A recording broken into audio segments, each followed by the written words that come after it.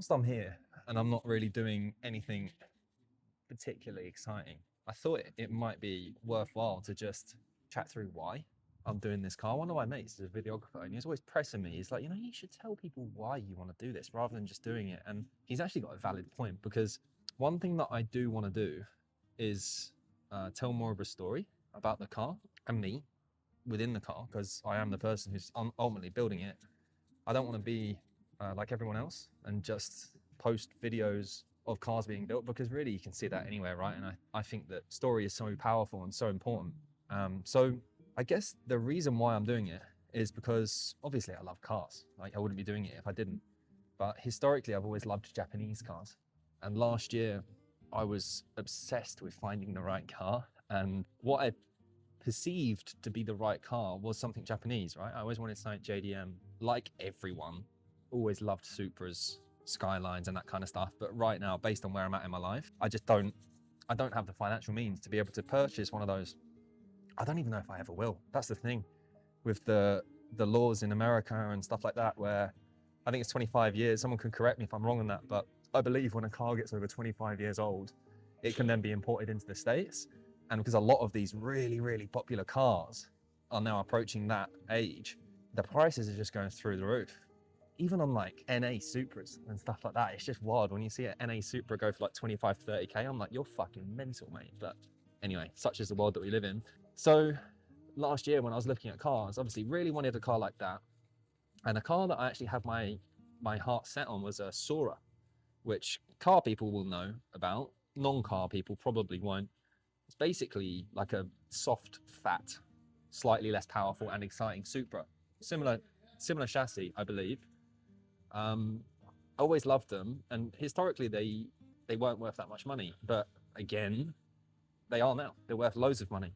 And to get a spec that you want in one of those, I didn't realize how much it was. So there was one that I had my eye on, which was really nice. It was relatively clean. I say relatively because none of them are really that clean. They're all ragged within an inch of their life. I've just spotted a crack on this.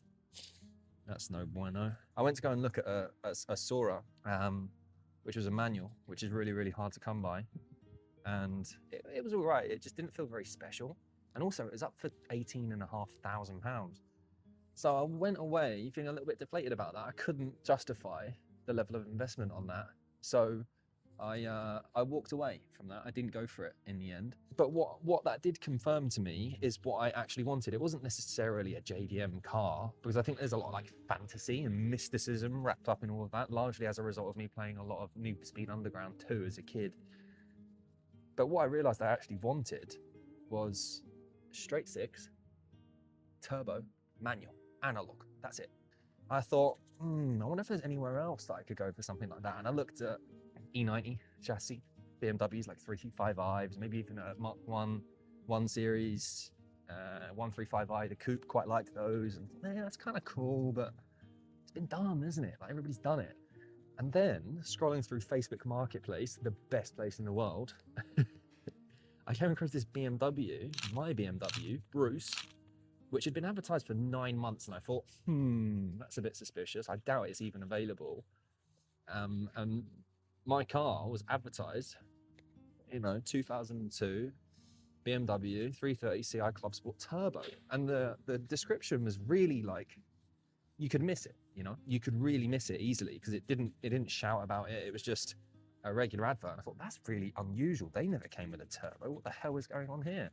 So I checked it out, and the description sounded legit. Although it was advertised for 9K. I thought, that's quite a lot of money. So I messaged the person, got in touch with them, and they were adamant that it just needed a bit of bodywork. Bullshit. So I went backwards and forwards with them. They sent me some videos, and I realized that it was quite a big risk, right? It didn't really know what kind of work it needed. So as I said, advertised for 9K, went back to them with an offer of 6K. I thought, that's so cheap. I didn't lop in £3,000 off the asking price. But I thought, considering it had been up for 9 months and nobody had bought it, there's obviously something wrong, right?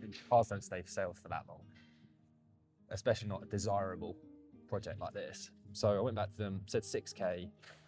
After them, I should say, this is after them showing me a video of the underside of it, basically saying it needs jacking point repair. Pretty much every panel had either dent or rust on it. So I went back with 6K. They came back and said, you know, your reasoning is fair. My reasoning being, I'm taking a big risk here because I don't know what kind of work this car's going to need. I'm glad I did that. And they came back counter offer of 6.5K. And I got it. But it took a while. This was just before Christmas, right? Christmas 2025. Went to go and pick it up in January. When I went to go and pick it up, fell in love with it, obviously. Took it for a test drive. It was really fast, a bit ropey and that, but it was all right. Transferred the money. Was just about to drive home, which, bearing in mind, was from Scotland, far up, like Edinburgh, Scotland, all the way back to where I live in Manchester, which is, at the nearest makes a difference, about 230 miles or something. Started up on the driveway, started misfiring. I thought, that's not good. And you know, if it was like just around the corner, I'd take the risk. You know, I'd take the risk. I'd just go, fuck it, is what it is. But that length journey, no bueno. Didn't fancy it. So went back inside, told them that it was misfiring, and they said, oh, it's okay, we've got a code reader, plugged it in, and it's crankshaft position sensor. No big deal. And I said to them, look, I'm gonna be honest, I want my money back. I want the car, but I want my money back. Fix it, and then I'll come and get it. And they did. They were really good about it. They got a crankshaft position sensor fixed. So I went back home, got back at like 3 in the morning because it was also the coldest day of the year and the trains were fucked and it was an absolute nightmare of a day. I felt really sorry for myself. But then went back up like 3 weeks later, something like that. All excited, I thought, this is it. I finally got my car. All I need to do is put some paint on it. I thought to myself, after that experience, I'm going to get breakdown cover just in case, you know, just in case. And I did, picked the car up, transferred the money, everything's fine. 45 minutes into the journey on the way home, I thought I need a piss. Pulled in, as I pulled in and parked up, steam bellowing out of the bonnet. I thought, oh great, here we go. And it turned out what happened was, whoever fitted the radiator hadn't mounted it at the bottom. And on E46, the coolant reservoir, the expansion tank, is bolted to the radiator. So what had happened was the radiator was pushing back, then pushing the coolant reservoir on the auxiliary belt. The auxiliary belt melted a hole in the coolant tank, therefore rendering it coolantless. It pissed itself all over the floor. So I had to call the RAC, which I'm very grateful for past Dan purchasing, so they could come and pick me up. And I had to wait like 4 or 5 hours. The car had to get trailered back. I got a courtesy car, and then I didn't see the car for another 2 weeks. Took it to a garage in Manchester, and they said, the engine needs to come out of this. It's got so many leaks from every single orifice that it needs to come out. And I thought, nah, don't worry about it. Just put a coolant reservoir in, it'll be fine. And here we are. So that's the journey of the car. A little bit of a digression away from why this car, but the fundamental truth was, you know, I have always loved cars, and over the last 10 years, realistically, I've sacrificed my passion for cars in favor of being sensible and growing my business. So I have a coaching and consulting business, which is how I pay for this stuff. And that's taken a lot of my focus and energy and attention, you know, because it does. Like, running a business is hard work. And with one of those kind of businesses, if you don't keep stoking the fire, it goes out. The fire goes out, right? So I've had to do that over the last few years. Not had to, I've chosen to do that. Nobody's forced me to. But I'm now at a point where financially, I'm in a good spot and I can go back into doing what I loved most, which is fucking about with cars and having fun and making friends and making memories and all that sort of stuff, which I've really, really missed. You know, I really have missed that because it's such a good community. And I feel like I'm at a point in my life now where I want to do more things for me. And, you know, business is still important, but I think what I did was, over the lockdown periods, is when I retrained as a therapist, because I was in a really tough spot. I was working in sales before that and like really struggling with addiction, and didn't realize it was a problem at the time. And then lockdown period happened and I couldn't really run away from that anymore, and I had no choice but to face it. And when I faced it, I realized that I was all over the fucking place, like absolutely all over the place. And so I realized that I wanted to do something a bit more meaningful. And that's how I ended up training as a therapist, and then building an addiction business, and then going into mental performance coaching, which is what I do more of these days.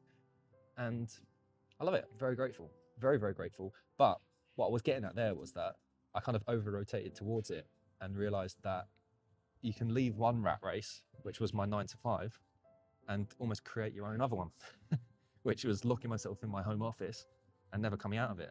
And fundamentally realized that the thing that was missing was joy, you know, doing something that I actually love without having like a return on investment on the other side of it and thinking about, yeah, what's this going to serve towards my business?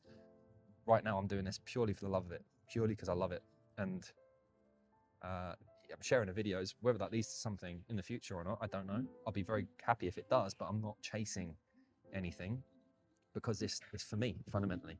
I'm creating content for me so that, 15 years or whatever from now, I can look back on this and go, that was fucking cool.